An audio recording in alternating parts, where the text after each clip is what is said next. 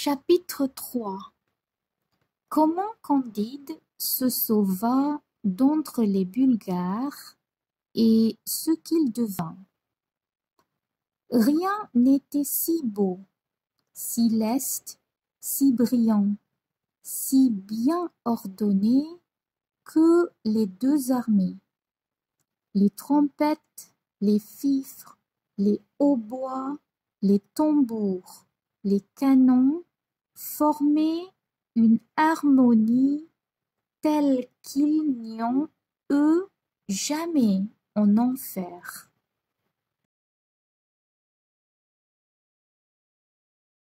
Les canons renversèrent d'abord à peu près 6000 hommes de chaque côté. Ensuite, la mousqueterie ôta du meilleur des mondes environ 9 à 10 000 coquins qui en infectaient la surface.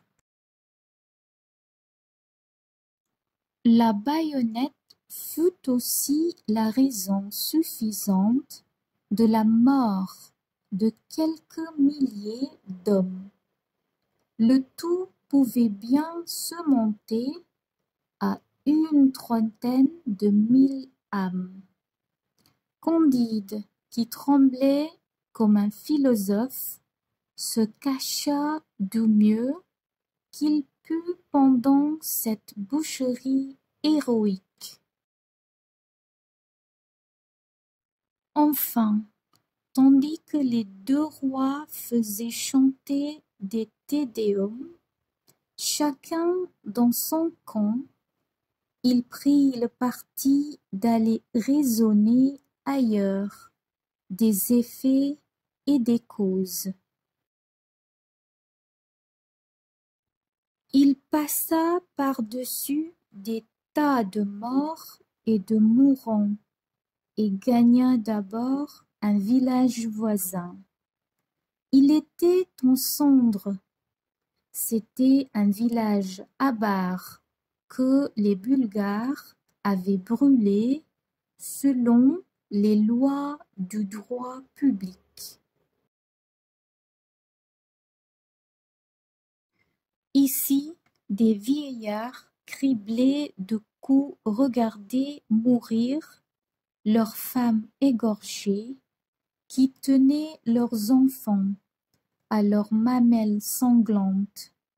Là, des filles s'éventraient après avoir assouvi les besoins naturels de quelques héros, rendaient les derniers soupirs, d'autres à demi brûlés criaient qu'on acheva de leur donner la mort. Des cervelles étaient répandues sur la terre à côté de bras et de jambes coupés. Candide s'enfuit au plus vite dans un autre village. Il appartenait à des Bulgares et les héros avares l'avaient traité d'eux-mêmes. Candide, toujours marchant sur des membres palpitants ou à travers des ruines, arriva enfin hors du théâtre de la guerre, portant quelques petites provisions dans son bissac et n'oubliant jamais mademoiselle Cunégonde. Ces provisions lui manquèrent quand il fut en Hollande, mais ayant entendu dire que tout le monde était riche dans ce pays-là et qu'on y était chrétien, il ne douta pas qu'on ne le traitât aussi bien qu'il avait été dans le château de Monsieur le baron, avant qu'il en eût été chassé pour les beaux yeux de mademoiselle Cunégonde. Il demanda l'aumône à plusieurs graves personnages qui lui répondirent tous que, s'il continuait à faire ce métier, on l'enfermerait dans une maison de correction pour lui apprendre à vivre. Il s'adressa ensuite à un homme qui venait de parler tout seul 1 heure de suite sur la charité dans une grande assemblée.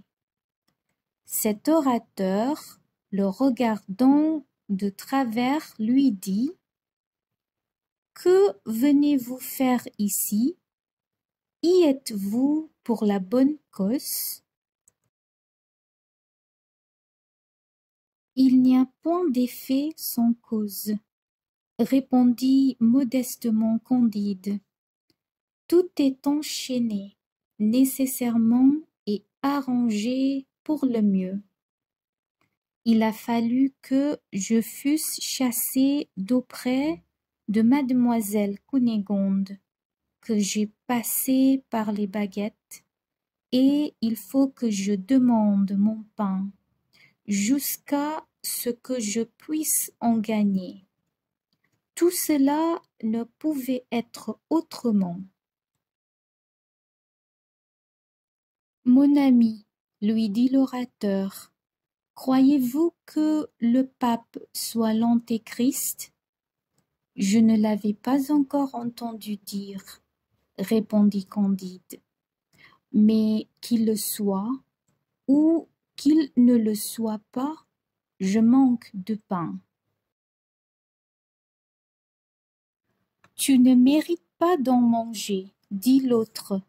Va, coquin, va, misérable, ne m'approche de ta vie.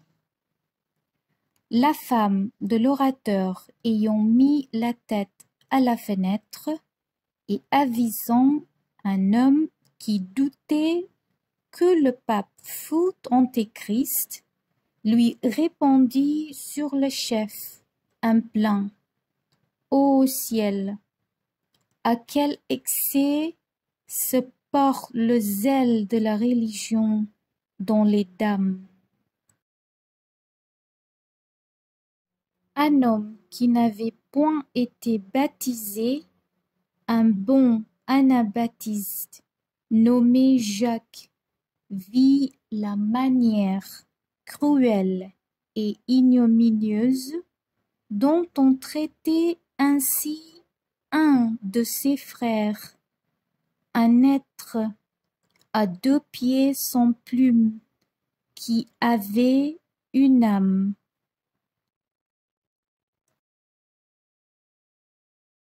Il l'amena chez lui, le nettoya, lui donna du pain et de la bière, lui fit présent de 2 florins et voulut même lui apprendre à travailler dans ses manufactures aux étoffes de Perse qu'on fabrique en Hollande.